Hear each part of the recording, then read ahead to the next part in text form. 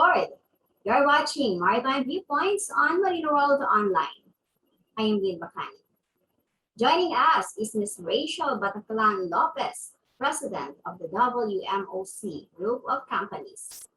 Good to see you again, Ms. Rachel. Hi, Miss Lynn. How are you? Good Good evening to all your avid viewers out there. Thank you so much for joining us on the program. I know WMOC Group of Companies offers various services to the industry, but of course, let's focus first on WMOC Medical and Diagnostic Clinic, which plays a very significant role amid this pandemic. So, how's the operation of WMOC Medical and Diagnostic Clinic since its inauguration last October 2020? Yeah. Almost a year now, right? Yes, that's about a year already. We inaugurate last October 2020, but usually we started July 21st, 2020, but it was officially inaugurated the WMOC Medical and Diagnostic Clinic last October of 2020. We are so happy, Miss Dean. Actually, first of all, I would like to thank you for inviting us and to be featured in your talagang #1 show for the maritime industry. But right now, we are so happy that we are still strong and talagang marami tayong natutulungang mga seafarers right now. Especially when we started, just to give you an overview, we started this just because of the request of our valued clients. And for those people na nakakakilala sa WMOC, we are talagang known as documentation services that is processing for Panama and Marshall Island. So yes, and I know, yung ang first meeting natin, that was 2019 when you expanded your office facilities in Manila with honored guests, di ba? With ambassador and with the top officials. And Mayor Isko Moreno. Mayor Isko Moreno was there, of course. So we were very lucky since that we are in the business for a long time, for about 12 years. So we have established a very good relationship with our valued clients. And most of the time, talagang sa akin sila nagsasabi na, Rachel, can you help us with this? And during pandemic talaga, we started as, nag-iisip lang kami ng husband ko to make a safety bag for all the seafarers. Yun talaga. And then one day, one of our valued clients, talagang nanghingi na ng tulong sa amin. So sabi ko, how can we help them? So nag-isip kami, and then the following day, talagang naghanap kami ng resources. Paano ba namin sila matutulungan during those times na kailangan talaga ng RT-PCR? So that was the birth of WMOC Medical and Diagnostic Clinic. So talagang andun yung pagiging proactive mo talaga, no? Of course, marami ng services ngayon ang WMOC Medical and Diagnostic Clinic. So what are those services you offer? Actually, we established the WMOC Group of Companies. So in WMOC Group of Companies, there are two branches already. The two companies. We have the first one, the WMOC Documentation Services, that is under catering for the processing of documentation for Panama, Marshall Island. And also we have accreditation of the Maritime Training Center for Panama, and also for the cadetship. That is the new one, the cadetship program that we are pursuing before the pandemic. So with the cadetship program, is very interesting, but we will ask you for another guesting to tackle this cadetship program kasi Sure. very, very helpful talaga. Yung maganda tong proyekto na to na marami tayong matutulungan ng mga maritime students at the same time talagang yung mga promising nating magiging officer, Filipino officer on board in the coming years and months, 'di ba? So abangan natin 'yan. And then after the WMOC documentation, we have the WMOC Medical and Diagnostic Clinic. So the services that we are offering right now is the RT-PCR swab test, and then we have also the antigen, and then we have also the saliva test. The saliva test, this is the new one coming from Amsterdam. It's already been using to Japan, Hong Kong, and then some part of Italy. So this one is do it yourself at home. So we keep on innovating sa medical sa WMOC Medical and Diagnostic Clinic. We keep on innovating and looking for products that will talagang to ease the pain of all the Filipinos na magagamit nila na mas madali, mas convenient, and mas economical. So yun ang talagang aim ng WMOC for all the Filipinos here, not only for seafarers but also for all the Filipinos. So ano yung difference ng mga test na yan? Like RT-PCR, from saliva test? Okay, for the RT-PCR, that is the golden standard. We call it golden standard kasi yun yung pinaka-sensitive na tinatawag. Yun yung pinaka-effective way to determine the coronavirus. So usually, most of the people, if you're going to travel outside the country, or not only outside the country but also here within domestic, kailangan talaga ng RT-PCR test. But since the government lessened the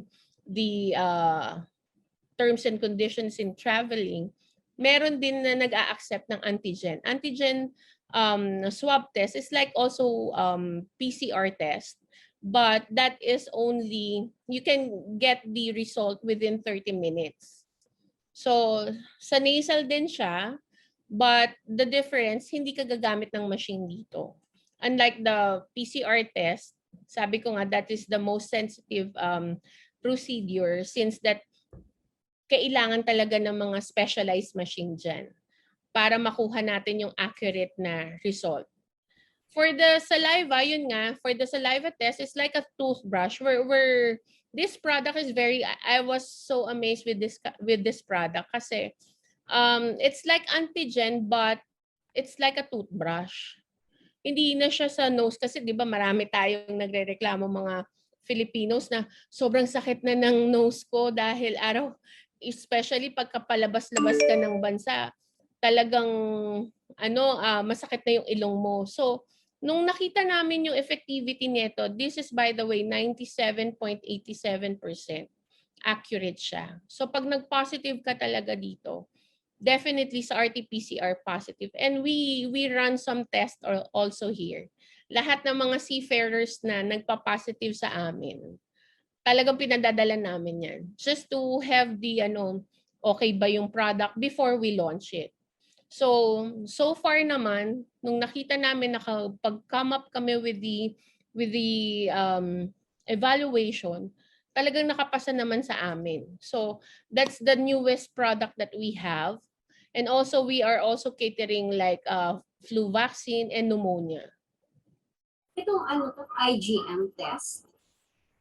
Yeah, the rapid IgM and IgG test. Actually, ang difference lang naman dyan is usually mas effective to pagka nagka-COVID ang tao yung IgM, IgG. Kasi dito, pag nag-positive ka, ma-check mo kung naglo-load up ka na ba ng antibodies after mo magkaroon. Usually, we don't recommend the IgG, IgM for like, unlike just to determine kung meron kang virus or may infected ka. Something ganon.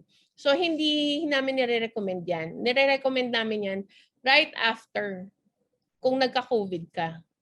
Para makita mo kung talagang nagkakaroon ka na ng antibodies, doon ka magpa-positive. So, especially for our seafarers, no, lalo na sa mga mining agencies, ship owners, napaka-meticulous nila, no, din sa efficiency ng test. So, Yeah. kung yung process niyo, lalo na din Actually, sa the process, we are catering about 70% of the shipping industry. So we were servicing them. Yung iba, they going to our clinic, and most of it, we go to different hotels. So that's we call it offsite. So once na offsite na kami, we have this plan sa mga manning agencies, like we tailor fit yung proposal, yung system para sa kanila. Iba-iba kasi. Since na marami kaming hawak na mga manning agencies, we would like to have a tailor fit services for them. Like for example, kami ang kailangan maging flexible sa kanila eh. Like kailangan tatlo, halimbawa sa isang company, the principal is requesting tatlong test like RT-PCR for the first yung kumbaga mayroon silang tinatawag na first PCR test before accepting sa hotel. So number 1 yon. Then after few days, schedule na naman yung seafarers for another swab test, and then the last swab test would be upon the day of the departure na. So RT-PCR, and then few hours meron pang antigen yan. Kaya sobrang salang-salayan. Ang nangyayari diyan, bago sila lumabas, ang magiging exposure na lang talaga nila diyan, Miss Lynn, is sa airport. Kaya i-inject ko na rin, no, bakit maraming nagtatanong na, Miss Rachel, bakit dito negative sila? Then pagka-dating sa port of country kung saan sila sa magjo-join, nag-positive sila.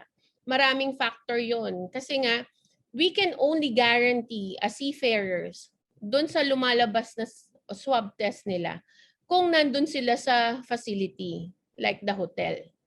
But the moment they ride in a service van and then you were exposed already sa airport, hindi na natin makokontrol yan. Kasi depende yan, like hindi ka ba magtatanggal ng PPE mo? Hindi ka ba magtatanggal ng mask mo? Hindi ka ba magtatanggal ng face shield mo? Yung kamay mo? So maraming factor talaga, Miss Lynn. Kaya yun yung isang nagiging problema na pagdating sa ibang country, nagpa-positive sila. So yun yung tinatawag nating false negative tests, di ba? Yeah, ang false negative test is like you tested here, for example, you tested here na negative ka, positive ka for example, and then another swab test ka ulit na within here na negative ka naman. So yun yung tinatawag natin may negative result doon sa una. Like for example, maraming na dumarating dito, hindi nila matanggap na positive sila, wala naman silang nararamdaman. 'Di ba? Wala naman silang symptoms. So most of it nagkakaroon talaga ng false negative, false positive result. But for doon naman sa ibang bansa, I can say, kasi marami na rin kaming nakausap ng mga doctors about it. We usually ask that, bakit nagkakaganon? So the simple explanation is, mabilis talaga, especially the Delta variant. Alam naman natin yan. Ang Delta variant is just a few seconds or few minutes lang mahahawa ka na. Dumaan lang sa'yo, talagang mahahawa ka. So that's one factor. Pero yung tinitignan natin na false positive na sinasabi, nagkakaroon tayo ng ganung senaryo kung halimbawa nagpa-test uli ang isang tao na hindi niya matanggap na positive ako, wala naman ako nararamdaman. Tapos pagdating dun sa another molecular lab, nag-negative sila. So it means there's a problem. Maybe, most probably, yung handling ng during sa molecular, ng handling ng pag-open ng specimen, something like that, or nahuhulog yung buds or something ganon. Kaya kami, Miss Lynn, we would like to share, no, lahat ng clients namin, we are very, we have this kind of protocol sa lahat ng nurses and swabbers namin. So, meron kaming protocol niyan, how we swab the client, talagang ini-explain namin before naming sundutin yung mga nose drills nila, talagang we explain everything to the client. So talagang aware sila, and for example, hindi mo maiiwasan na mahuhulog yung test buds, sinasabi namin yun, papalitan namin ng bago. So hindi na namin naanihin yun, kukuha kami ng panibago. Ganun kami ka-sensitive sa sa WMOC Medical. And of course, hindi kung sino-sino lang dapat mag-a-administer ng test, no? So, No. We are very, Mm. hindi pwedeng ganon kasi we have criteria, and all of our swabbers are being undergone training talaga. Hindi basta-basta kuha ka lang dyan, marunong ka bang sumundot ng ilong, mga ganon. No. Sa WMOC, we, all of our staff and all our nurses and swabbers are highly talagang well-trained sila. Hindi basta-basta kasi very sensitive ang mga nose natin eh.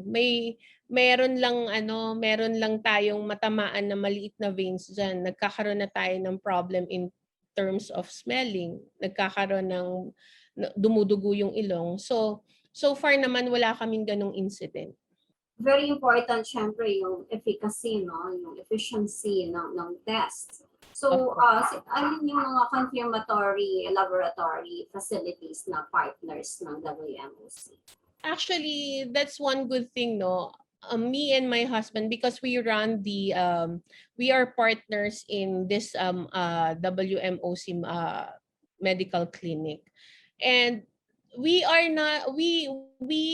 are both very eager. Before we asked for accreditation, both of us talaga, we inspected the molecular lab. Hindi basta kailangan i-authorize nyo kami, mag-partners tayo, ganyan. No. Both of us, we usually go to the molecular lab, we see the facility, we talk to the medical director. Talagang we see to it na this facility or this institution is very talagang well known, at saka in terms of yung handling, napaka-importante sa amin yan. Kasi sabi ko nga kailangan lahat ng ibinibigay namin sa WMOC, lahat ng resulta, kailangan namin ng accurate. Hindi, ayaw namin na may magrereklamo ng false positive, yung ganyan. Meron kaming mga partners talaga. Kaya kung mapapansin nyo, very minimal lang yung mga partners namin in this, for the medical. We have to mention, we have the Chinese General Hospital. We have also Lung Center of the Philippines.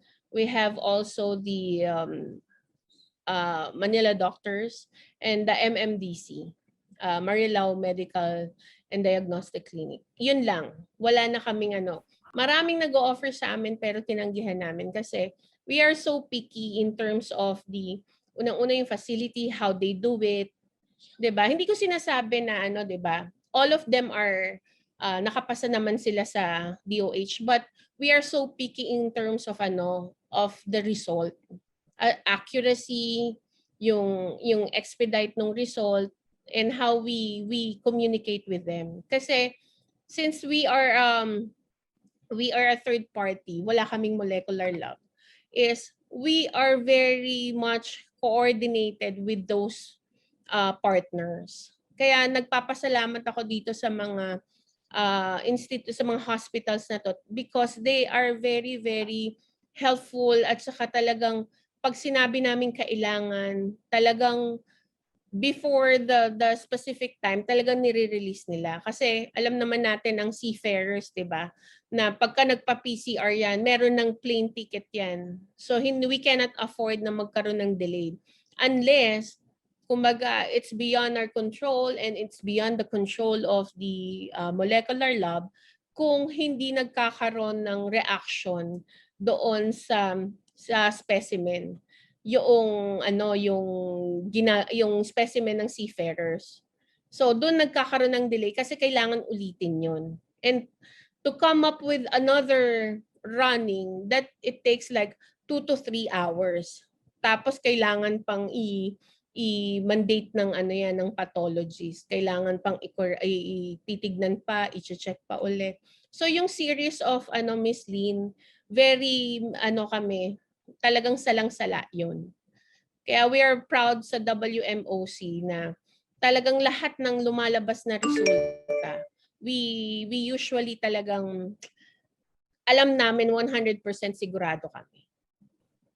So with regards to the accuracy of the test, kasi mo, ito yung concern ng mga marino natin. We've been receiving actually reports or complaints from them, naawa din ako. Kasi ang tagal nila sa hotel. At Yeah. may mga instances na talagang duda sila sa mga test nila kasi okay naman daw, and then pagdating ng minsan sila kumbinsido dun sa result, lumalabas sila, nagpapa-second test sila. Kasi yung iba, alam mo, maabot ng more than a month, naka-hotel sila. Yes, that is true. Ulit-ulit daw yung test nila. Ano masasabi mo sa mga ganong instances? Usually that's talagang that's unbearable, no. Naiintindihan ko yung mga seafarers about it. But the thing is, hindi mo makokontrol yun, especially pag nag-positive sila eh. Halimbawa, paalis na sila 1 week lang. Then the last swab will be turn out positive. So kailangan nila mag-quarantine dun sa hotel. Another 14 days yun. Then kailangan for the 14 days, kailangan maging okay na sila. Eh paano kung hindi pa? May mga ganong instances eh. Hindi pare-parehas ang reaction ng immune system or ng body ng isang tao. Meron ngang naging positive sa COVID, like almost 2 months. Pagka after 14 days, sinwab siya ulit, positive pa. So another 7 days, for example, then isaswab mo na naman, positive pa. So hanggat hindi na natatanggal yung virus talaga, kami yun ang nire-recommend namin. But sa government, sa Department of Health, once you already completed the isolation of 14 days, hindi ka na i-re-swab. Kasi for us, we recommend talaga okay na maging sigurado ka. Eh paano kung positive pa yan? So kami, like sa staff namin, may mga instances yung family nila tsaka sila nag-positive sila, but talagang mahigpit kami doon. Sinasagot namin yung hanggang kailan namin makikita na negative sila. So ako in my own opinion I don't condemn kung ano yung ruling ng Department of Health. But for us sa clinic namin, we really make sure na lahat ng pumapasok talaga sa amin, especially from our employee, talagang negative sila. Kasi we run in a month, we run twice na swab test sa aming mga tao. Kasi syempre lahat kami, everyone, talagang exposed kami doon. But the thing is, ang gusto lang namin i-emphasize dito, kahit sabihin mong hindi na siya nakakahawa, still may viral load pa rin yun, kaya nagpa-positive pa rin. So just to be sure, yun ang nire-recommend namin sa client.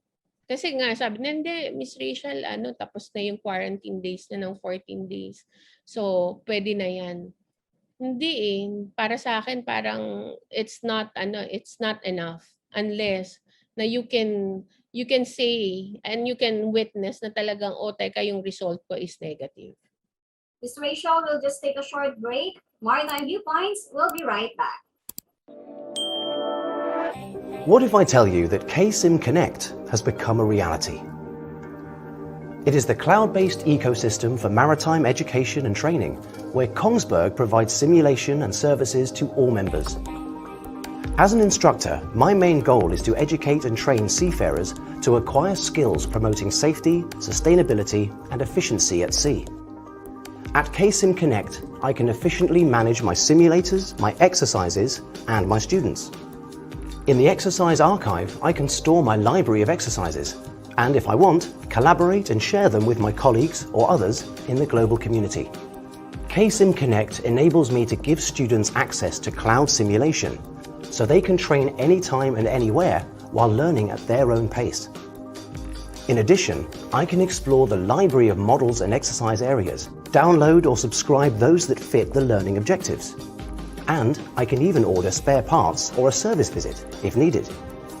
Kongsberg has started to create the future of maritime education and training by creating the community where instructors can find news, explore and download available simulator models, distribute or share exercises that fit the curriculum.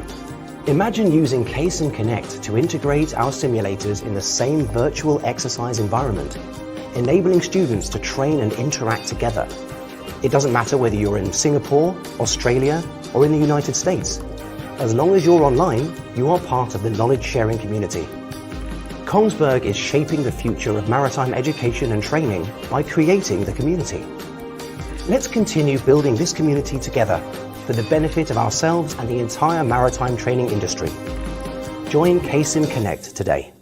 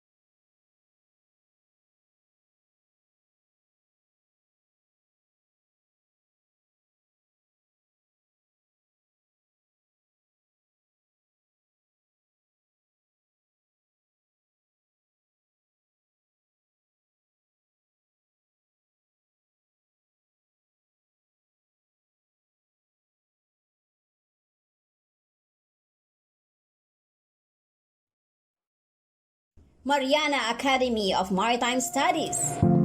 Full STCW assessment for seafarers. One-stop shop. Unique with mapped up bridge.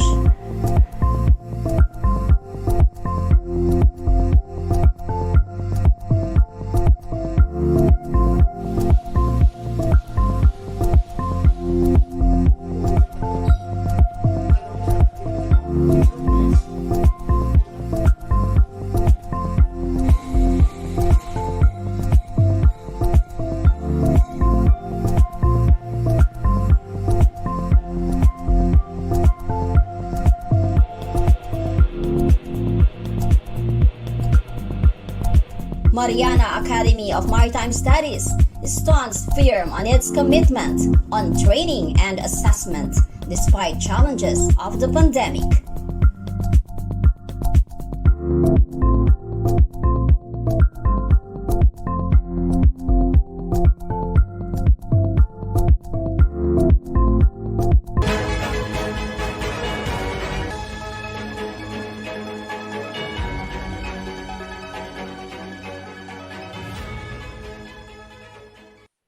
Thank you for staying with us. You're watching Maritime Viewpoints here on Marino World Online. Our guest, Ms. Rachel Lopez, President of the WMOC Group of Companies. Ms. Rachel, so maraming factors no, na naapektuhan yung accuracy ng mga tests. So how do you ensure yung efficiency ng test? Di ba? Kasi may mga iba-iba yung hotel facilities. May mga factors na gano'n na sinasabi yung mga marino. Pagpasok nila sa hotel, negative sila. Nung nag-quarantine, naging positive. Ano masasabi mo sa mga ganong situations? Actually, isa lang din yun.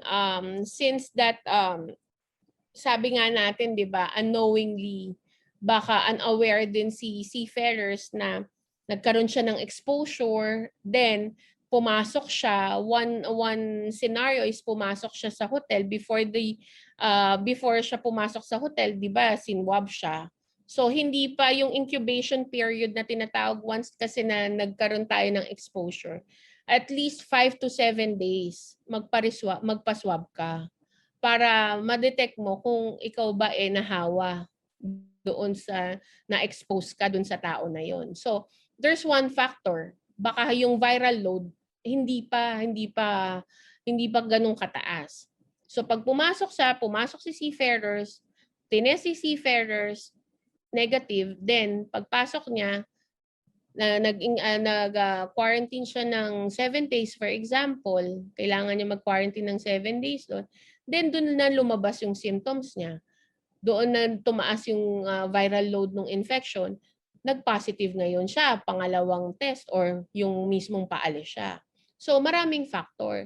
Kaya nga we usually, the manning agencies, they practice 3 swab tests para maging sigurado.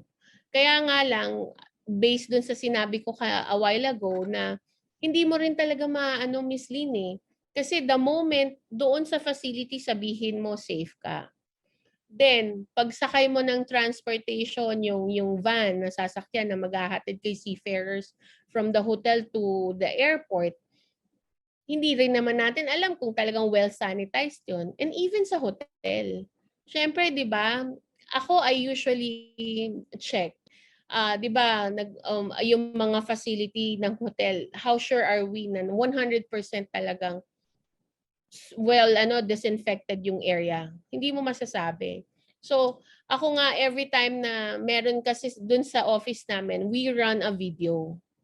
Kumbaga, para ang mga seafarers habang nag-iintay sila dun sa clinic namin, no, they can add up some knowledge about how to fight this coronavirus, So, we done that kasi gusto namin maging aware ang mga tao na paano ba, wag tayong magkaroon ng complacency na, hindi, na-sanitize nila to.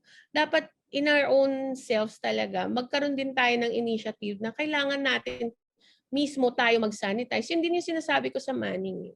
Dapat sabihin nila yan during the briefing sa mga seafarers na once na nandun kayo, magkaroon din kayo na linisin nyo, i-sanitize nyo rin, even though nasabihin ng hotel na na-sanitize na yan. Para talagang doble ingat talaga. Then talagang tiis ka pagdating sa airport, wag mong hawakan yung kamay mo, mag-gloves ka. Yung PPE natin na overall, di ba? So, ibig ko sabihin talagang, tsaka unang-una, kailangan talaga ang immune system. Talagang dapat yun ang palakasin natin ang immune system natin para hindi tayo magkaroon ng ganyan.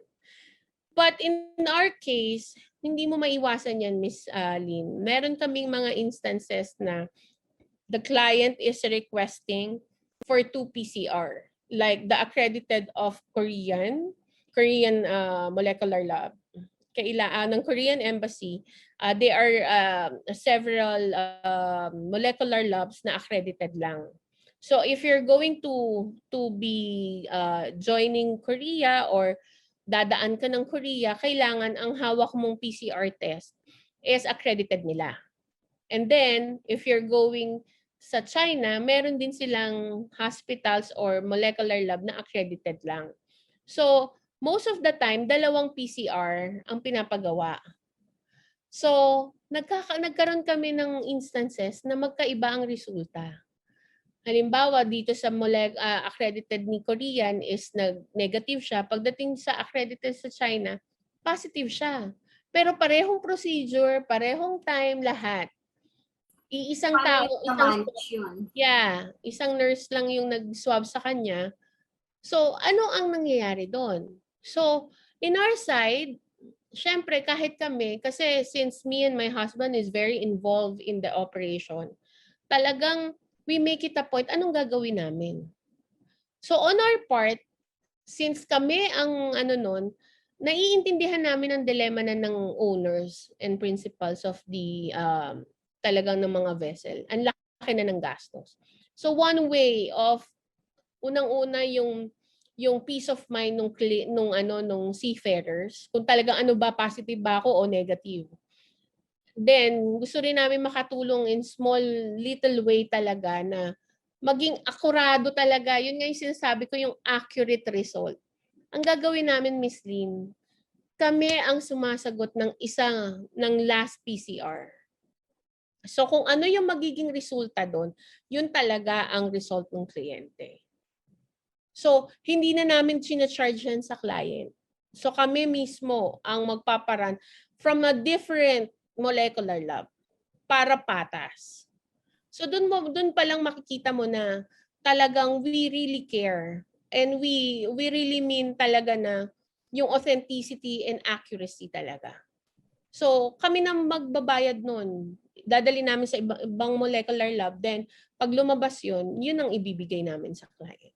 Sa data ng WMOC, marami bang nagpa-positive na?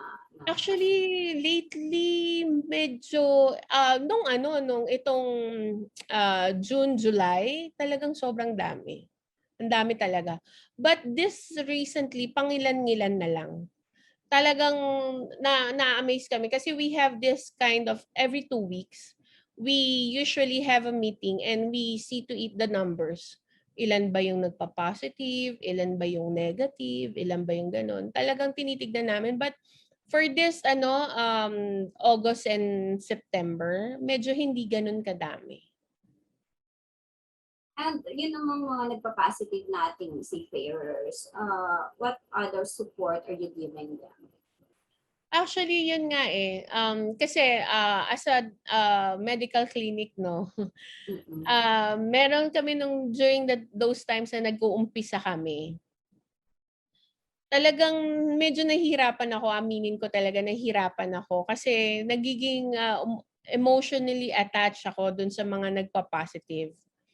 And you know me naman, Miss Lynn, no, talagang I have a heart for those people talaga in need. Alam ko na 24/7 ka nga. Oh, talagang ating hindi ako mapalagay talaga. So dumating sa point na there are a lot of seafarers na nag-positive talaga. And nakakalungkot lang dahil merong mga seafarers na talagang inabandon ng manning agency na 2 a.m. they are calling us na, ma'am, tulungan nyo kami kasi pinaalis kami sa boarding house and hindi namin makontak yung mga manning agencies, and meron pang instances, hindi ko na lang sasabihin kung sinong agency yun, na gusto nila na kami ang magsabi sa kliyente dun sa seafarers kasi ang protocol dyan, we are coordinating directly to the manning agencies. Hindi kami pwedeng magbigay ng results sa mga seafarers, directly sa company talaga. That's our protocol. Then the company should talk to the seafarers kung positive ba siya o negative. But in some cases talaga, ang ginawa ko talaga, nagkaroon ako ng problema na hindi ko alam kung saan ko sila dadalhin. 'Di ba, hindi ko naman na responsibilidad yun kasi kami lang yung nag-swab, but ewan ko ba kasi nakakaawa eh. Hindi sila taga dito sa Manila, yung iba taga Cebu, taga Isabela, na dito sila dahil supposed to be aalis na sila. So dumating sa point na pinaalis sila. Itong batang to, itong seafarers na to, hindi ko makakalimutan kasi 2:00 ng madaling araw talaga pinaalis siya ng boarding house.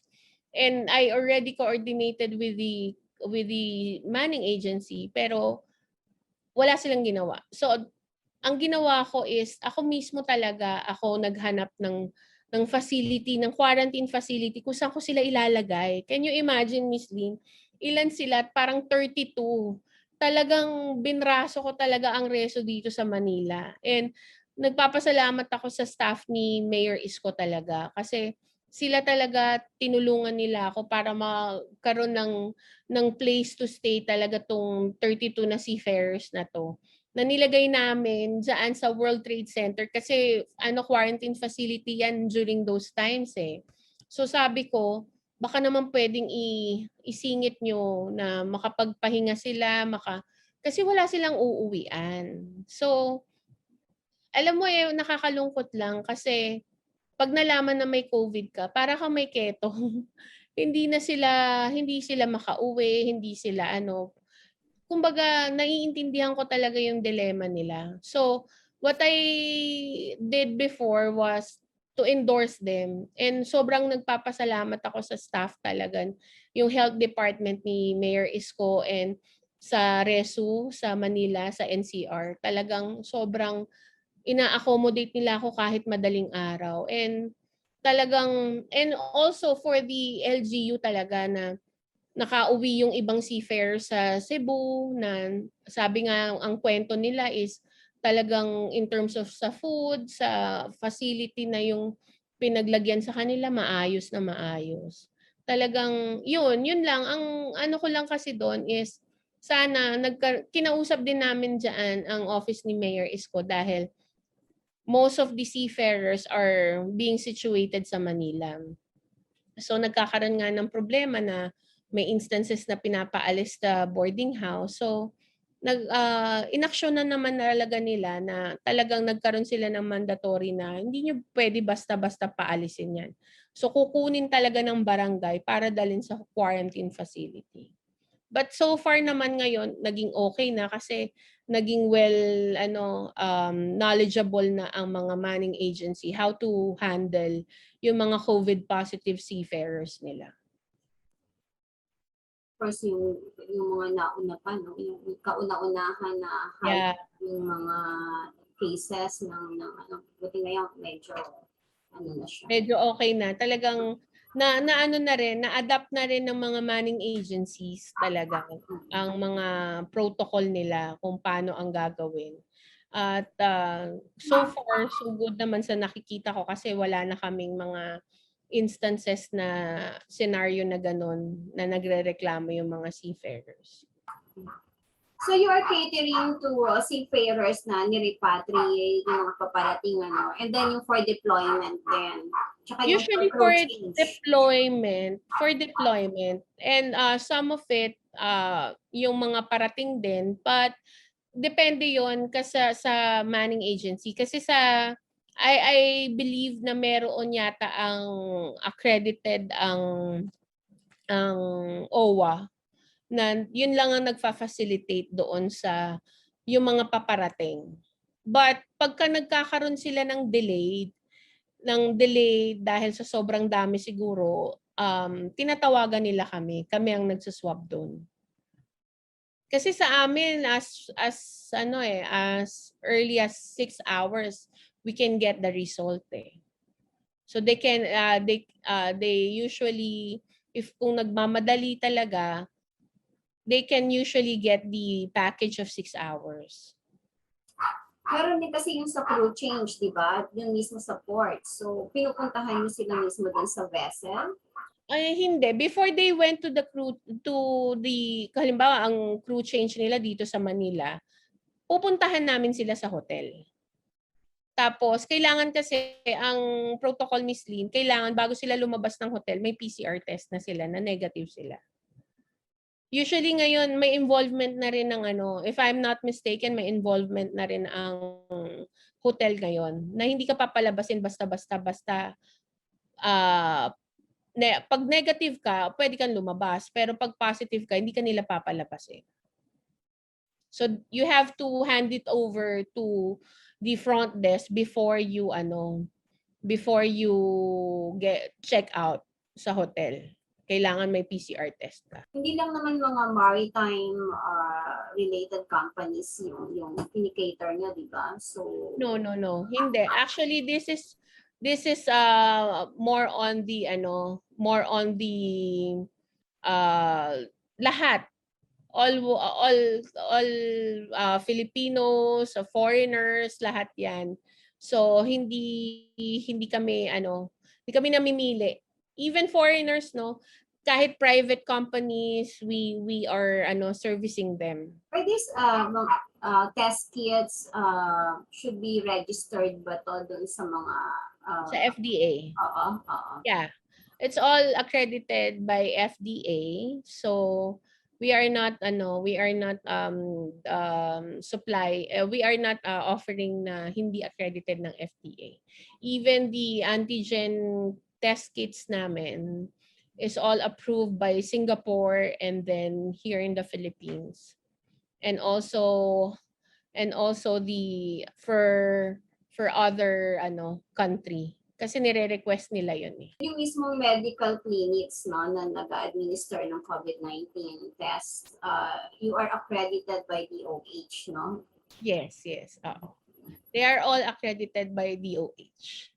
Any special concerns you would like to emphasize pa for our seafarers and of course yung sa mga mining agencies na partners din ninyo sa pagsuserve sa ating mga seafarers, lalo-lalo na during this pandemic? Yeah, actually we first of all I would like to take this opportunity to thank our clients, our valued clients over the years for supporting us and for patronizing us, for all the trust and support they are giving us. Ito lang din ang tanging maipapangako lang din ng WMOC that we are here 24/7 to help you and assist you with all your concerns and all your problems. Kasama nyo kami sa paglutas ng mga problema nyo. Kasi I believe our industry, the maritime industry actually sabi ko nga in one interview kailangan natin lahat magsama-sama para magkaroon tayo ng yung 100% na herd immunity for the last quarter of this year. Na magkaroon tayo ng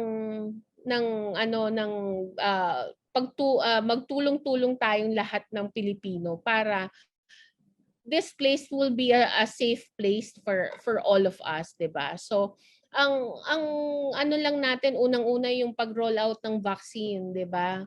I believe that AMOSUP is already have some schedules already for the schedule vaccination of the seafarers, Maganda na yan.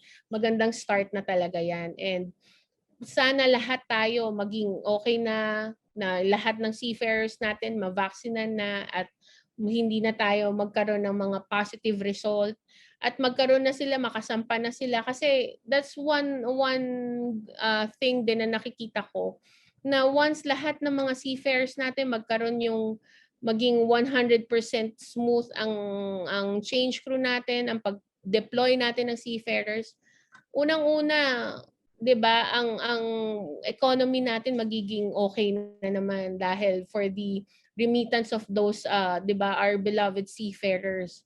Matutulungan ng mga pamilya nila, makakatulong tayo sa ekonomiya, sa bansa, 'di ba?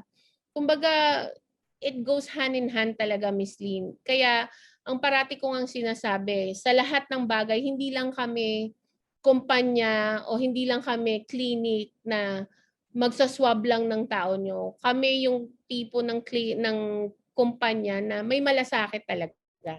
Kasi kung hindi natin sisimulan sa atin, walang mangyayari sa bansa natin. So, lahat tayo mahihirapan. So, for all the seafarers, we are here.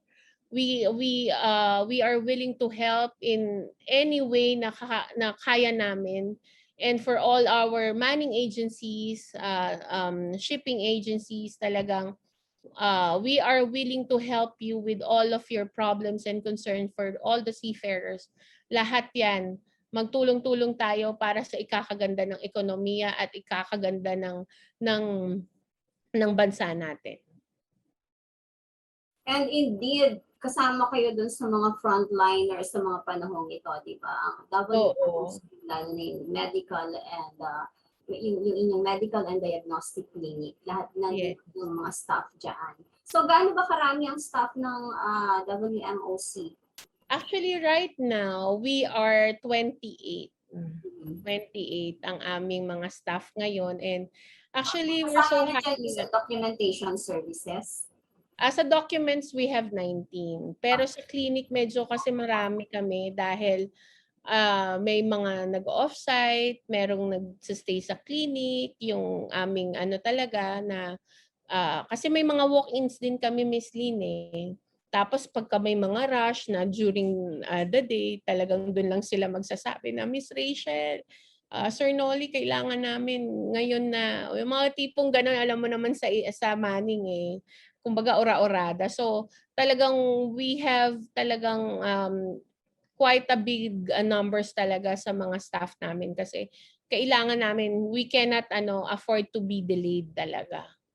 So, yun, okay naman. During pandemic nga, we are very lucky na talagang hindi kami nagsara, hindi kami nagbawas, but we add additional personnels talaga. At parehong sobrang challenging yung services na ino-offer nyo, no? Documentation and itong sa medical during this pandemic. How do you balance or how do you maintain a balance naman between work and your personal life? No? Ako, Congratulations, Miss no? Lynn, Sa iyong sobrang marriage. Miss Lynn, hindi ko rin alam. I was very, very lucky no, to have a very wonderful husband. Very supportive. And then, of course, our children na talagang very loving at hindi kami binibigyan ng problema. Talagang, even Sundays, even weekends, we are working. Wala kaming time out. Hindi kami kaya sinasamantala ko kasi it's very hard for me. Sabi nga natin, 'di ba, tayong mga babae, nandito tayo sa mundo ng mga kalalakihan sa shipping industry, sa manning industry. But I've learned a lot of things sa mga tumutulong din sa akin at nag-o-orient at nagbibigay ng mga knowledge, yung mga experiences ko throughout the years in this industry. I'm so thankful sa lahat din ng mga mentors ko. Kaya nga sabi nila, 'di ba, ang maraming nagsasabi mahirap balansehin ang career at saka ang pamilya.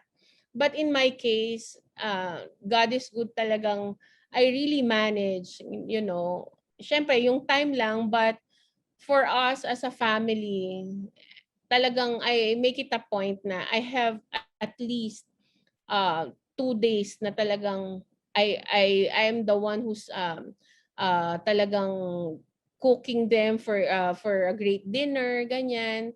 At saka yung constant communication. Kasi like for example sa aming company no, we treat our employees as a family. Talagang we make it sure na tayo dito pamilya tayo.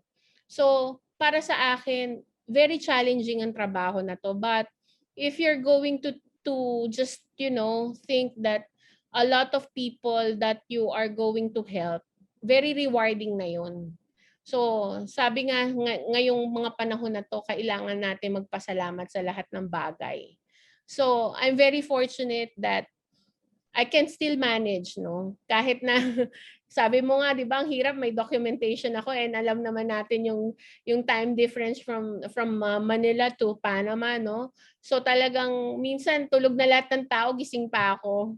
Tapos kailangan ko pa rin pumasok the following day na kailangan maaga ka rin sa office. So something like that. But God is good, talagang I can still manage and nakakatuwa, nakakatamad ng puso pagka ikaw nakakatulong ka talaga sa mga nangangailangan, especially sa mga kliyente mo. Sarap pakinggan yung thank you nako Rachel, yung mga ganong words na thank you Rachel, nako hindi ko alam kung hindi ka namin nakilala, talagang paano na lang tong mga crew change namin.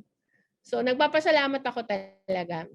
You're so blessed, Rachel, lalo na ngayong pandemic at during the pandemic, nagkaroon kayo nandun yung partnership niyo ng mister mo, na Yeah. regrets at hindi ako nakarating noon. Pero nakita ko talaga, no, a true partner in life dumating sa'yo during the very challenging Ay, time. naku, Miss Congratulations to both of you. Thank you, Miss Lynn. Alam mo talagang sabi nga, di ba, even though pandemic, alam mo, sabi ko nga minsan naalala ko, one good thing, no, na minsan nakakayaman isipin, pero this pandemic talagang brought a lot of changes in my life talaga. Hindi ka lang na nakatulong, nag-put up kami ng clinic, na nakatulong kami sa maraming tao, but also my husband was talagang God is making a way na ito na makatulong kayo sa ibang tao, dito ka na, because he's working overseas he's an engineer, so talagang nagpapasalamat ako kasi hindi ko kakayanin lahat yan. Grabe yung pressure, Miss Lynn, with the sa industry documentation in the clinic. Talagang kasi pag hindi kami nag-release ng sa tamang oras, hindi makakaalis ang mga seafarers natin. So, ganun ka-crucial yung role talaga namin. But we are so blessed, no, dahil with all the help of other partners, talagang nami-maintain namin yung integrity, at the same time yung talagang being top of the everything talaga, na makuha namin kung ano yung kailangan ng kliyente at maibigay namin, ma-deliver namin sa tamang panahon. And of course, I admire you for being a CSR practitioner. No? Yung meron kayong corporate social responsibility, hindi nyo kinakalimutan yan sa WMOC. Lalong-lalo na nung kasagsagan ng pandemic, andyan yung pagbibigay nyo ng mga tulong sa mga disadvantage. Kasama mo dyan ang iyong husband na si Sir Nolly. Hi, Sir Nolly. Congratulations. And good luck and God bless to you, Miss Rachel. Sana pagpalain ka palalo sa iyong mga endeavors, lalong-lalo na sa industriyang ito. Thank you so much, Miss Lynn, and I would like to thank you personally, no, for over the years that you've been with us supporting WMOC and a lot of companies, no. I wish you well for your new setup, your new show. Talagang nandito lang kami to support you, and para sa ikakaganda ng ating industriya talaga. Nandito lang kami. And thank you so much. Sana wag kayong magsawang suportahan kami. Thank you so much, Ms. Rachel Lopez, President of the WMOC Group of Companies. Thank you for watching Maritime Viewpoints here on Marine World Online. See you again next Saturday.